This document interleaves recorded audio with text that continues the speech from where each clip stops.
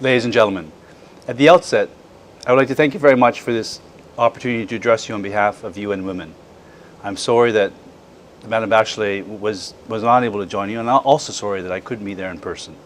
But that being said, it is indeed very heartening to see, even if from afar here in Manhattan, the strong and clear commitment that you in the Netherlands have to ensure that the upcoming conference on sustainable development is a great success.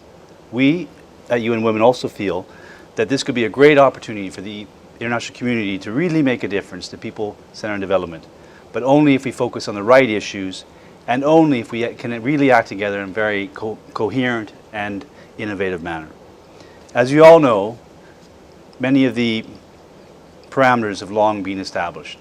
Already in 1987, the Brundtland Commission, in its seminal report, Our Common Future, outlined the definition for sustainable development that we are still using today, and I quote, "Sustainable development is development that meets the needs of the present without compromising the ability of future generations to meet their own needs," unquote.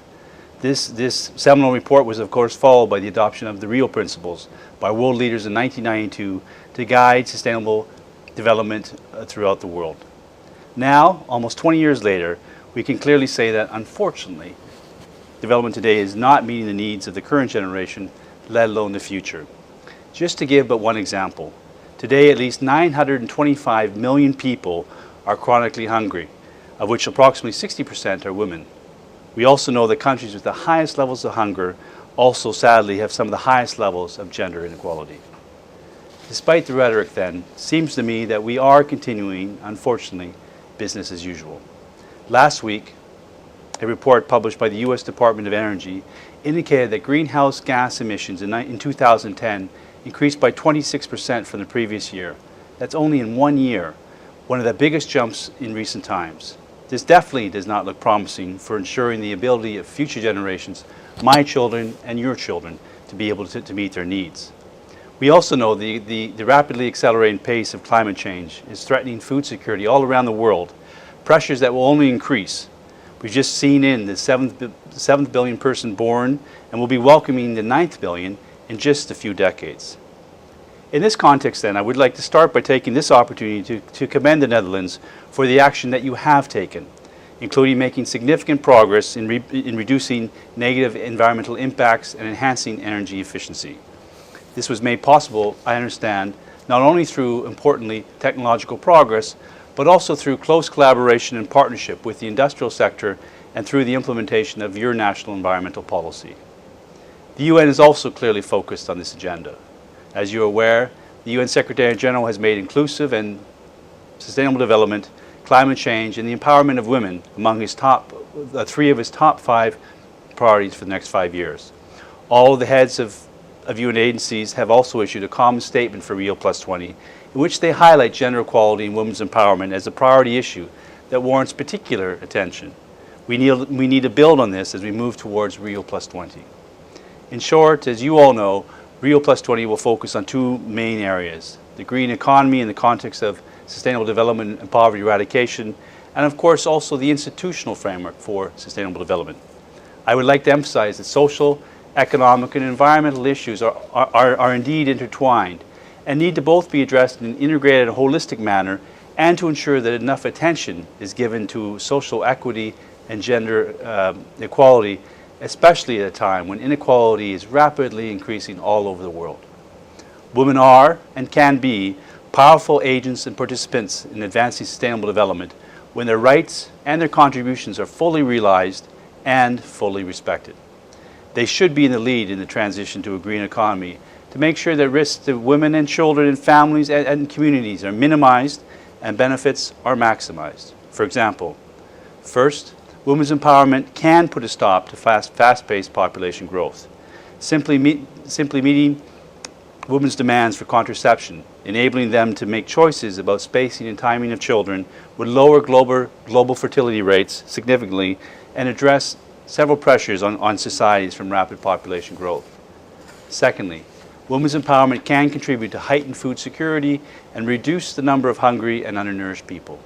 As highlighted recently by FAO, giving women the same access to key agricultural inputs such as fertilizers, land, and credit can enhance overall agricultural productivity and help reduce the number of hungry people in the world by 12 to 17%, which would in shorter terms, would mean lifting 100 to 150 million more people out of poverty.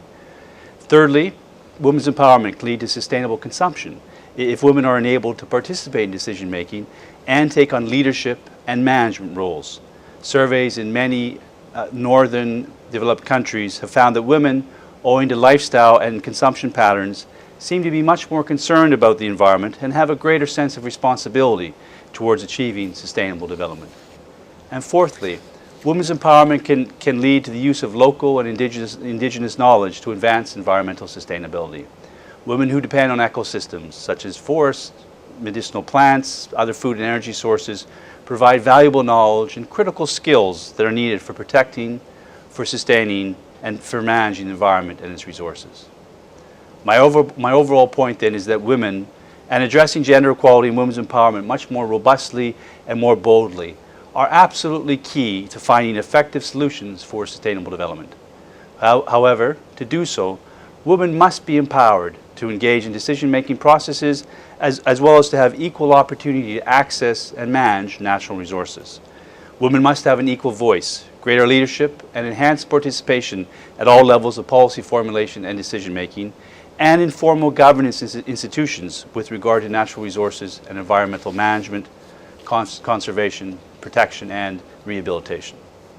As UN Women, we look forward to working with all stakeholders in the Netherlands to highlight and prioritize the engagement of women to ensure successful sustainable development and outcomes, as well as the achievement of social justice for all.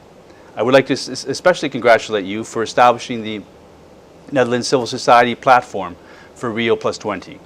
This is an extraordinary group of NGOs, companies, and knowledge institutes, which I hope other countries will learn from and also hopefully emulate.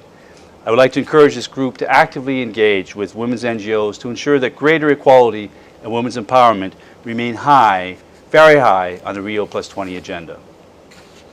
Many of you present today will also have been part of discussions that form the basis of the submission by the European Union member states to the draft compilation document for Rio+20. While the EU submission lists specific and comprehensive deliverables to be included in the zero draft of the outcome document, I believe that it is still important that the EU, including the Netherlands, pushes for a stronger gender lens through which any results that emerge from this conference can be considered. This is where the role that all of you play, I believe, is absolutely essential. You can advocate for some strategic actions, such as emphasized by the Women's Major Group submission, and here I quote, "Any discussion on the green economy must take into account the impact of current economic practices on perpetuating social and financial inequalities. It needs to assess the effectiveness of current economic paradigms and identify new paradigms that work for the poor rather than just greening existing structures. Only then can we expect to see the kind of broad-based changes expected to promote sustainable development." End of quote. Further, I would also like to suggest that you also give additional consideration to highlighting the following. First, that any institutional framework on sustainable development must fully recognize and fully integrate a gender perspective in its overall mandate and all its operations. And secondly, in measuring progress and results by the international community to advance sustainable development, that we include appropriate gender-sensitive indicators so as to capture accurate results and to instill accountability for their achievement in all of us. The government and the people of the Netherlands have been very strong and vocal advocates for gender equality and women's empowerment. And I very much hope that you will take the opportunity of this meeting today for another clarion Dutch call on the importance of gender equality and women's empowerment, so as to help to ensure that the success of the Rio+20, we must all work towards its success, but to ensure that its success has benefits fully both women and men. I would like to wish you very productive and constructive discussions and to wish you all the very best from here in New York City. Thank you very much.